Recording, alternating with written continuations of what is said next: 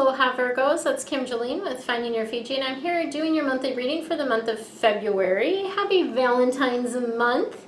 In honor of Valentine's month, we are going to do a little romance reading for you guys today. You'll also get your general theme for the month, as well as some additional guidance from my regular deck here. And last but not least, we have a little animal that is going to be helping you and guiding you this month. So let's go ahead and get started. Your theme for this month is the Ace of Fire. Fire cards are all about passion, about action. This is not about sitting around. This is definitely an active card. Fire people in general are very charismatic, right? Really motivational, that type of energy that comes in. And this particular Ace of Fire, so Ace being the beginning, right, is about new things. So new career opportunities, an exciting new endeavor. Those type of things are going to be fresh this month. And it's also a really good month to change your life. So if there's something that you've been thinking about doing, some sort of change you've been thinking about making, yes, now would be a good month to do it, right? So that's giving you sort of the green light in that regard. Let's see what else is coming up for you guys.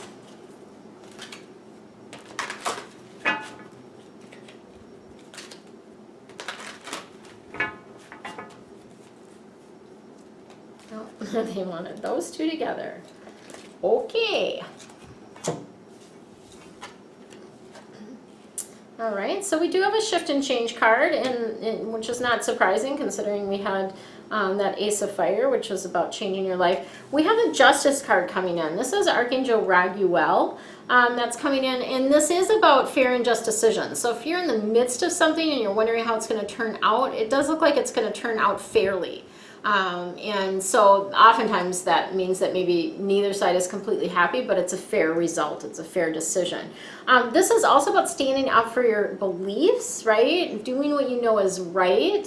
So really being in the space of standing up for yourself, but picking your battles. So you don't want to be, you don't want to be making a big deal out of a small thing, but if it's very important to you, stand up for yourself around that. We also have the King of Air coming in for you. This is, you know, when I think of the air cards, it's definitely more about head stuff, right? Like in your head, what's going on upstairs. And this particular King of Air card is about getting some help, right? Sorting things out. So getting some professional advice, getting, you know, maybe a coach or a mentor, or somebody that can help you in that way. It's also about again, about speaking your mind. So it's really like they're kind of hammering you about that, speaking your mind and balancing, right? So the mental stuff, the stuff that's going on upstairs with your emotions, what you are feeling, okay? So, and if you do need a coach, of course, I do that for people. So we can chat about whether that's a good fit or not if you are feeling called. All right, and then we have the Seven of Fire. Golly, this is a huge, I don't see this very often, where all three cards are essentially about the same thing. Because Seven of Fire is also about defending your beliefs and your decisions. So this is a big month for you to really stand up for yourself, to speak your truth. And it's funny because I'm feeling a little bit of clogginess in my throat, which often they will show me where, you know, maybe your chakra is stuck or clogged. And so definitely work on speaking your truth. That will help open up that throat chakra, and standing your ground. But again, it's not about arguing around everything, choosing your battles and making sure that it's something that is really important to you. But yeah, that's so fascinating. 3 different cards about speaking your mind, standing up for self, defending your beliefs. That's kind of crazy, actually. Rarely see those 3 cards all together, particularly in, you know, just a small reading like this. So I'd love to hear what that's about for you, if you're willing to share, or if you want to just let me know whether that resonates or not. Put a comment below. Okay, let's see what's going on with the romance department this month for you. Oops. Oh, I'm just knocking stuff over left and right here. There we go.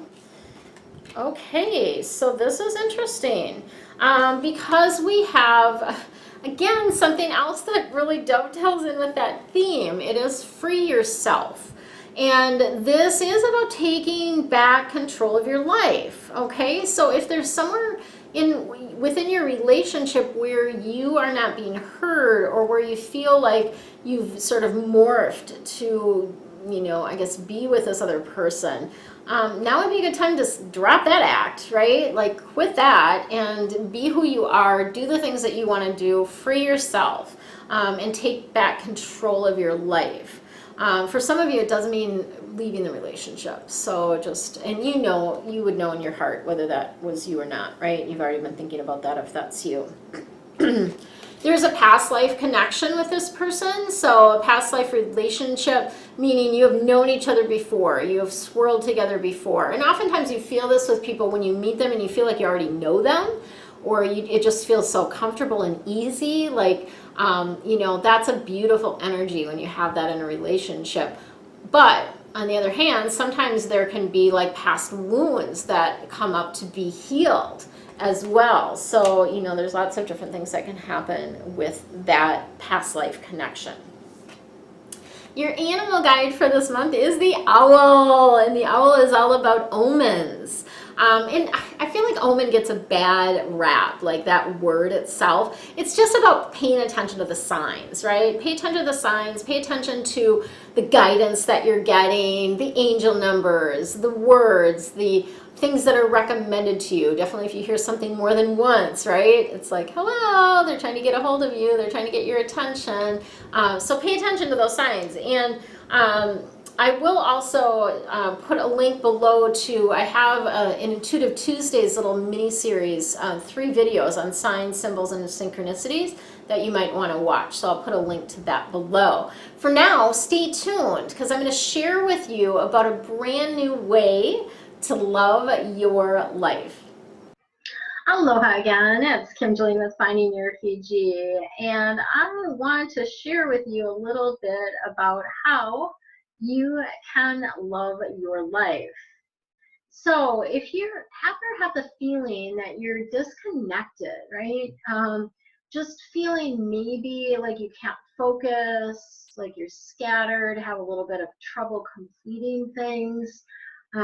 Maybe you're feeling stuck, like you're in a rut and you just can't seem to shift whatever's happening in your life. Or it can be even a boredom, right? Same thing, day after day in your job, in your life, in your relationships. If you are tired of living sort of this mediocre life, or having surface conversations, sort of that idle chit chat, and really feel like you want to make a difference in this lifetime, right? To really matter and to understand why you're even here, right? I would love to help you, and I have a new group program that's beginning in March called Love Your Life. And this is a totally unique program. I've never done anything like this before. It is really pulling together all the tools and the practices and the processes that I use to create my dream life, right? I live here on Maui. For those of you that don't know me, I live on Maui. I moved here almost 3 years ago now from Minnesota, and life is truly magical for me here. And I'd love to help you create a magical life as well. Just to give you kind of a little teaser about some of the things that are going to be included in this 9-month program is there's a whole section on creating connection.